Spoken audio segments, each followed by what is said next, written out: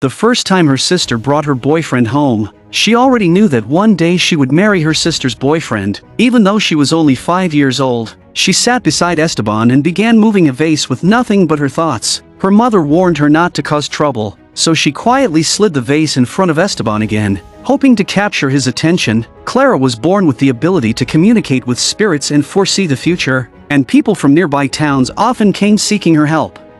I've run up a great debt. Been a politician, it's a scandal. You know, I don't know what to do. My family... Black Devil will win on Sunday. I'm so unhappy. So I thought maybe Clara could help. Maybe just give me some hint of how to make him love me again.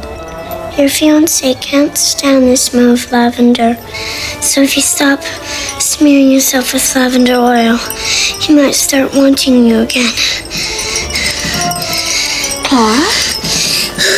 What is it? Suddenly Clara felt a sharp pain in her chest and let out a piercing scream. Her sister rushed over to comfort her, and Clara told her that death would soon arrive in this house. At the banquet held in their home that very day, her father's political enemy finally made his move and slipped a deadly poison into her father's wine. But her sister accidentally drank the poisoned wine, and by the time Clara rushed to her side that night, her sister had already passed away. Her sister's death ended Clara's carefree childhood and marked the beginning of misfortune for this powerful family. Her father was determined to uncover the cause of death, so he ordered a forensic doctor to perform an autopsy on her sister's body. Clara stacked a small box beneath her feet and pressed herself against the window, secretly watching the entire autopsy. Even though her mother repeatedly insisted that her sister's death had nothing to do with her, the shadow of pain and death still hung over Clara. She had clearly warned her sister, yet she could only foresee suffering and had no power to change it. So with a sense of self-punishment, she began to shut herself away, refusing to speak and using silence to seal away the prophecies of fate. In order to marry the woman he loved, Esteban became a gold prospector and labored deep in a lightless mine for 2 exhausting years. After finally earning enough money to marry and start a family, he rushed back without rest to reunite with his beloved, only to arrive in time for her funeral. Clara took Esteban by the hand and led him to her sister's coffin, a moment that left a deep scar in his mind. He believed that his pursuit of money had robbed him of the chance to stay beside the woman he loved. From that moment on, he spent most of his life chasing power and wealth. Convinced that only enough money could allow him to control destiny, Esteban was born into a poor and struggling family. His mother had been bedridden for years and never showed him even a trace of affection. His sister was in the prime of her youth, yet trapped at home caring for their sick mother. She was unwilling to accept such a fate, yet bound by duty she had no choice but to obey, often complaining about it to Esteban. I would have liked to have been born a man, so I could leave too. I'm glad I was never born a woman. Such a troubled household shaped his selfish and arrogant personality. He abandoned both his sister and his mother, using the money from gold prospecting to purchase a farm. He hired a large number of indigenous laborers and ruled them with iron discipline, accumulating wealth through harsh and ruthless means. And within a short time he seized enormous riches and built a magnificent estate. But far from the lively city and unable to ease his loneliness, he would sometimes drag a female servant to his room and treat her with cruelty. He did not believe he had done anything wrong. To him the servants were his personal property, and in that era many men behaved the same way. He soon forgot about that servant and headed to the red light district to find a woman whose company could be bought with money. But the woman immediately asked him to lend her some money. You got a nerve. 50 pesos, patron. You're the mightiest and richest man in town. I wouldn't ask anybody else. How come you need so much? A train ticket to town, a red dress, a pair of high heel shoes, a bottle of perfume, and a permanent. I want to be rich and famous. He admired people with ambition, so he gave her the money she asked for, unknowingly setting her on a path that would one day shake the political world. 20 long years passed, and although he had become incredibly wealthy, not a single person remained by his side. The belief that money could buy happiness was clearly wrong. One day he received a letter from his sister saying that their mother had passed away and asking him to return for the funeral. Only a few people came to attend the funeral, but the kind Clara and her family were among them. Clara had grown into a mature woman, so he decided to transfer the love he once had for her sister onto her and went to Clara's home to propose marriage. He did not mind at all that Clara could not speak. Clara's parents also respected their daughter's wishes. To everyone's surprise, the moment the two met again, Clara suddenly spoke. Ever since the first time she saw Esteban as a child, she had foreseen that she would one day marry this man. You've come to ask me to marry you, haven't you? When she was young, she believed it was because of love, but now she understood that when the wheels of fate roll forward, they are always ruthless. Her life had never given her the freedom to improvise, so she simply followed the path destiny laid before her. Esteban's sister had nowhere else to go and begged her brother to take her in, but Esteban refused, so she turned her hopes toward Clara. To her surprise, Clara immediately promised that she would take care of her for the rest of her life. The gentle and kind Clara slowly melted the frozen heart of the lonely sister, and the two quickly became close friends. After living alone for many years and never experiencing real intimacy, the sister began holding Clara's hands and touching her face, cautiously trying to connect with a world that was perhaps not as terrible as she once believed. The three of them returned to live on Esteban's farm, and Esteban devoted all the tenderness of his life to Clara. He would gift her priceless emerald bracelets, and when Clara became absorbed in lifting the table with her mind, he would gently press the table down and guide her back into the real world. After struggling for half his life, Esteban finally obtained the happiness he had always wanted. Except for the small inconvenience of his sister, he possessed an intense desire to have Clara entirely to himself. In his mind, Clara should belong only to him, yet his sister was constantly close to her. Esteban repeatedly warned his sister to stay away from Clara, otherwise he would throw her out of the house. Yet the sister was not entirely innocent, because on countless sleepless nights she secretly watched Clara and softly stroked her face with the gentlest touch. In her eyes, Clara was an angel closest to God, and she even dreamed of climbing into the angel's bed just to feel the warmth of that presence. Sometimes when she accidentally witnessed Clara and Esteban sharing intimate moments, jealousy would drive her nearly insane. She went to the priest again and again to confess, suppressing the wild emotions in her heart and praying that Clara would live a happy life. Clara soon became pregnant, and her parents anxiously prepared to visit their soon-to-be-born granddaughter. Clara warned them not to drive and insisted that they take the train, but her father still drove his old car, and only when the end was near did he realize the brakes had already failed.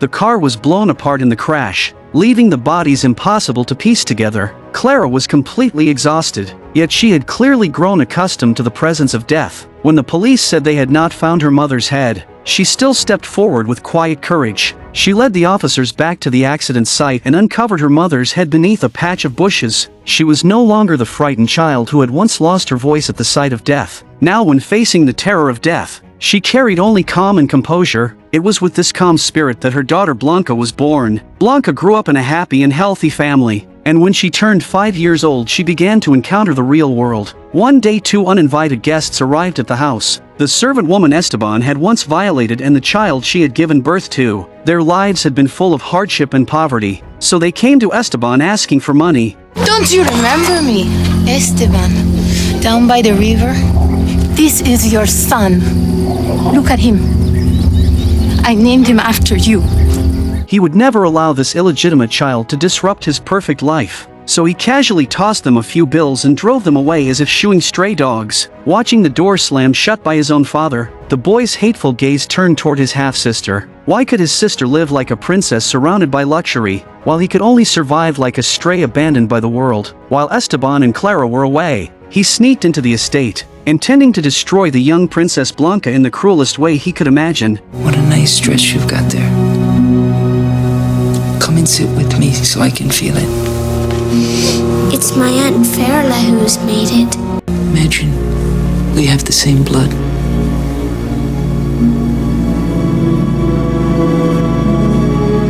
I don't understand what you're saying.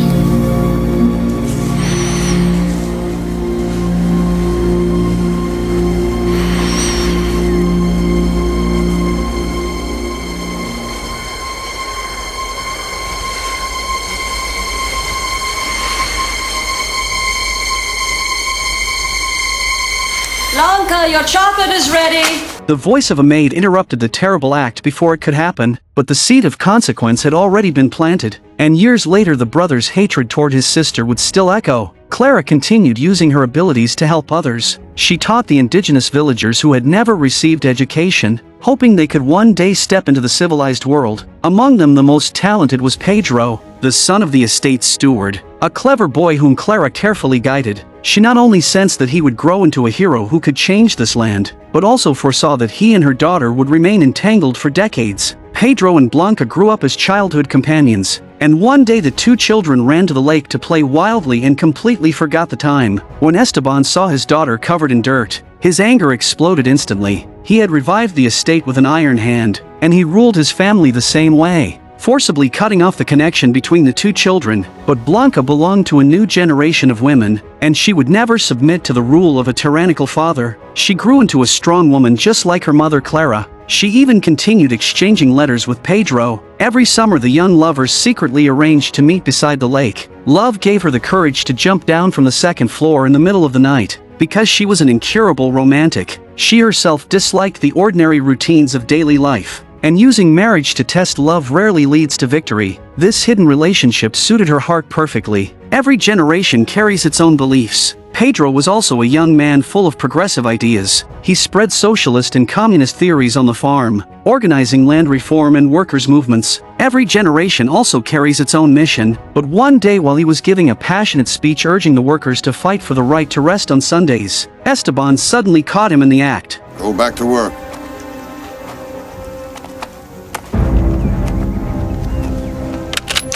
I said go back to work! No one wanted their head to be smashed open, and the crowd quickly scattered. Pedro was first slapped across the face, and then Esteban whipped him brutally with a leather lash. He refused to surrender, yet from the perspective of fate it was clear that Pedro's ideals would never succeed. Marxism had almost no chance of taking root in Latin America. The reason was that it failed to consider the magical side of reality. When landowners realized their authority was beginning to crumble, they would do foolish things to defend their interests, and Esteban decided to enter politics. He joined the Conservative Party and firmly opposed every policy related to land reform. In order to give his daughter social status, Esteban even planned to marry her off to a French count. One day while he was in the middle of a conversation with the count, the entire hall suddenly began to shake violently. The moment he realized it was an earthquake, he immediately rushed home to see Clara, but when he arrived he discovered his sister and Clara lying in the same bed. Realizing that Clara was no longer something he could completely possess, he instantly demanded that his sister leave the house. His sister explained that the earthquake had frightened Clara and she had only stayed to comfort her to sleep. Yet nothing could calm the suspicious mind inside Esteban. He swore that if his sister ever came close to Clara again, he would kill her. I curse you, Esteban. You'll always be lonely. Your body and soul will shrink, and you'll die afraid, and with a guilty conscience. The magical forces across Latin America were always abundant, and every curse his sister spoke would eventually come true. But those who possess too much power rarely see the ending that awaits them. Before leaving, the sister still tried to explain to Esteban that there had been nothing improper between her and Clara. But the truth did not matter, because what Esteban wanted was control. Upstairs, Clara heard everything and only wished to escape, so she locked her door and refused to let Esteban enter her room again. The next day Esteban came to reconcile. How could you do this? I love you, Clara. I want to make you happy. I want us to have a happy family. No, I don't care about Farrell. I care about you. I care about you and I. Our love.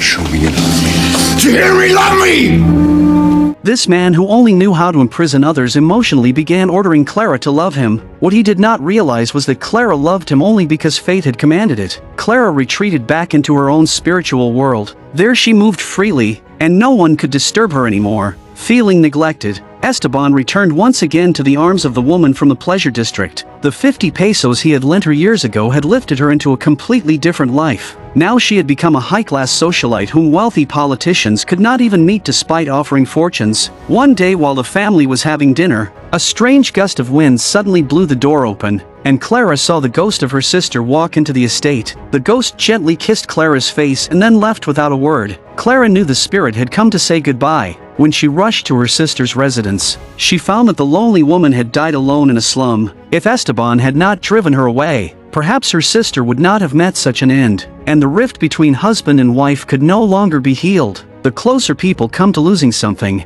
the more extreme their attempts become to control it, and in doing so they lose it completely. Esteban invited the Count to his home, determined to force Blanca to marry him. That night Blanca slipped out of the house and was spotted by the Count. The Count secretly followed her to the lake and witnessed Blanca's hidden romance with Pedro, then immediately rushed back to the estate to report everything. This time Esteban turned the whip on his own daughter. After beating Blanca unconscious, he carried her back to the estate. Yet all his anger was directed toward Clara. He believed that her lack of discipline had caused their daughter to rebel. To him, being involved with a poor native man had destroyed his reputation. For the sake of her daughter, Clara resisted Esteban for the first time in her life. He's done nothing that you haven't done yourself.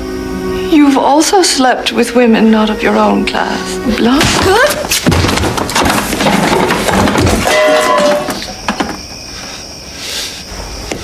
Clara, my angel.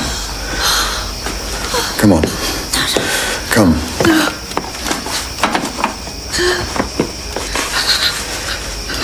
I will never speak to you again.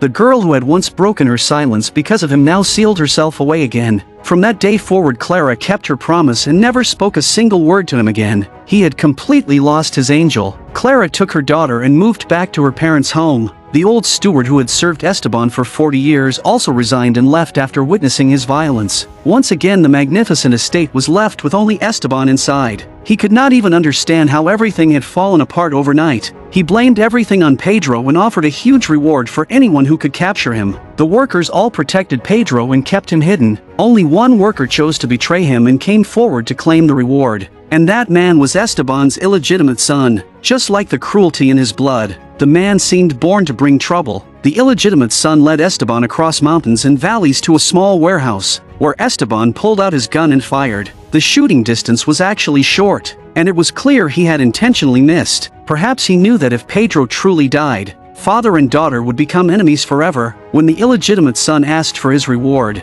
he was met with nothing but Esteban's cold contempt. Squealers don't get reward. Soon afterward, he received news that Blanca was pregnant. He immediately rushed to confront the Count, shouting that he would give the man all his property. All he wanted was for the Count to marry Blanca and give the child in her belly a legitimate name. He still cared deeply for his daughter, yet when he stood before her he spoke in a completely different tone. He lied to Blanca and claimed that Pedro had already been killed, then forced her to marry the Count, because he wanted to become a senator, and he could not allow an illegitimate child to ruin his reputation. Father and daughter instantly began fighting, and once again he managed to ruin everything. Blanca cried every night, and Clara comforted her daughter by saying she had already foreseen that Pedro was still alive. Slowly easing Blanca's pain, Blanca could never understand how a mother as gentle and kind as Clara would willingly endure the torment of her father. Why did you marry Papa? Because I loved him. Oh, I did. I was fascinated by him. He was strong and courageous. He's just been fighting all of his life. And I still love him. He's my life. Just like you are. She clearly saw Esteban's selfishness and recklessness, yet she also acknowledged his strength and courage. Only after walking through most of her life could Clara calmly speak of love. Even if her love would be crushed beneath the wheels of history, even if loving the wrong man was considered shameful, but she had lived, loved, suffered, hoped, and felt disappointment, and that was the path that belonged only to Clara. It was her small achievement to resist the long years and the grinding wheel of history by planting love and defending love. After losing his family, Esteban could only cling to his political career. As a conservative senator, he frequently attended major political gatherings, yet after finally gaining the fame, wealth, and power he once dreamed of, he became more unhappy with each passing day. Losing Clara left him restless and unable to find peace within himself. One day he arrived at Clara's house in despair, only to find her already waiting for him in the living room. He apologized again and again, but Clara still refused to say a single word to him, defending her personal freedom in her own way. Just when he thought there was no hope left, Clara waved him over and led him into Blanca's room so he could see his granddaughter with his own eyes. She had already grown into a lovely and beautiful little girl. From that day forward, Esteban stayed there, doing only one thing every day, showering unconditional affection on his little granddaughter. He and Blanca still argued about politics, But whenever the little girl was present, he wisely kept quiet and simply played the role of a good grandfather. At home, he seemed completely powerless, yet outside he remained a commanding figure. One day during the national election, he firmly believed the Conservative Party he supported would certainly win. To him, the People's Front was nothing but empty idealism living in a fantasy world, and he even opened champagne before the results were announced. But the direction of history never changes because of one person's will, and the Conservative side he supported suffered a complete defeat, decided by votes cast one by the people. The people choose what they like and what they need according to their own will. History does not care about individuals, but it does care about the collective. Esteban was the last person to leave the hall,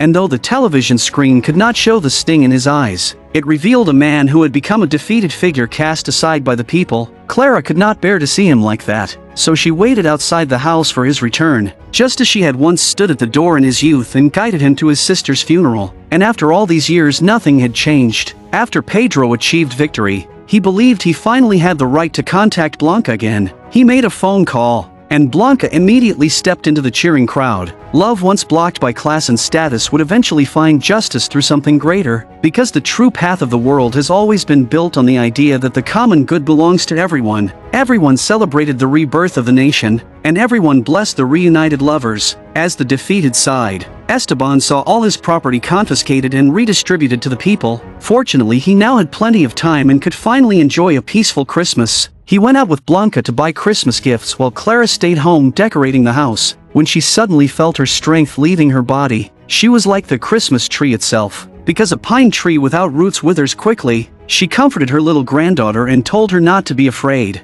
because death is just like birth, and newborns never fear entering the world. People arrive in this world because their parents are there to welcome them, and when Clara leaves, she will not feel afraid, because in the other world many loved ones are waiting for her. She asked her granddaughter to give a box of diaries to Blanca, because memories are fragile and life is brief and hurried, and everything happens too quickly, so quickly that we never have enough time to understand the relationships between all things in the world, which is why we need words and records. She spent her entire life writing them down, leaving behind a precious inheritance so future generations could rediscover the mysteries of cause and consequence. Tell Grandpa I promise I will come back and fetch him.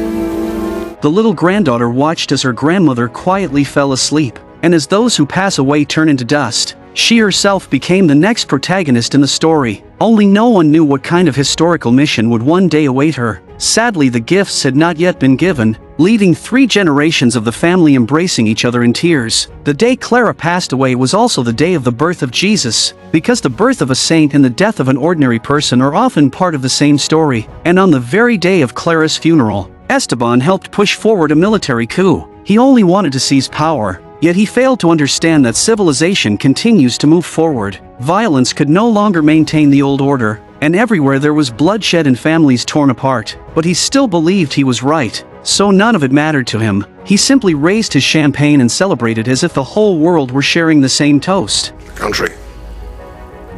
Only when the whip strikes your own back do you truly feel the pain. While Blanca and Pedro were secretly meeting, a group of soldiers suddenly burst in, forcing the two to flee immediately. Blanca hid Pedro in the basement of her home, but soldiers soon arrived and searched the house to arrest her. When Esteban saw the arrest warrant, he exploded with rage. Are you completely mad? The coup he had supported had ultimately brought suffering upon his own daughter. Esteban stood on the edge of madness, while Blanca instead faced death with calm determination. Every revolution demands sacrifice, and it hardly matters who becomes the sacrifice. Yet Blanca still had unfinished wishes in her heart. You know what love is like.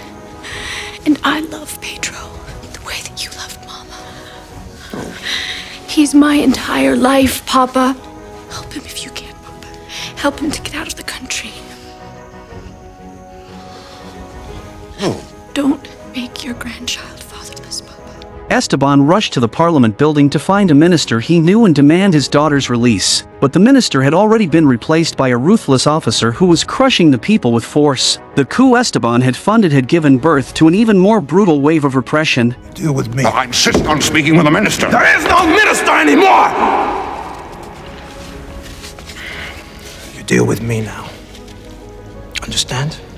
At that moment, he had to admit that the luck which once helped him rise through violence would never return. Even though he had tried to change in the past, He was now nothing more than a casualty of history's transformation. In simple terms, he had become an orphan of his own era. The only thing he could still do was protect Pedro, the father of his granddaughter. So he contacted a friend at a foreign embassy and secured a travel pass. He had Pedro inside his car and that very night drove him to the Canadian consulate, allowing Pedro to escape. With no other options left, Esteban finally thought of the woman he had supported long ago. Now dressed in a red gown and wearing expensive perfume, she had become a powerful figure who controlled everything around her. She quickly agreed to repay Esteban's old favor and help rescue his daughter Blanca. Blanca had already been sent to a detention camp. She believed that by remaining silent she might stay safe. But the man responsible for judging her turned out to be her own half-brother. When consequences ripen, they fall naturally into place. The child her father had once left behind had now become the reason for her suffering. She was beaten until she was barely alive and thrown into a cell with almost no sign of life left.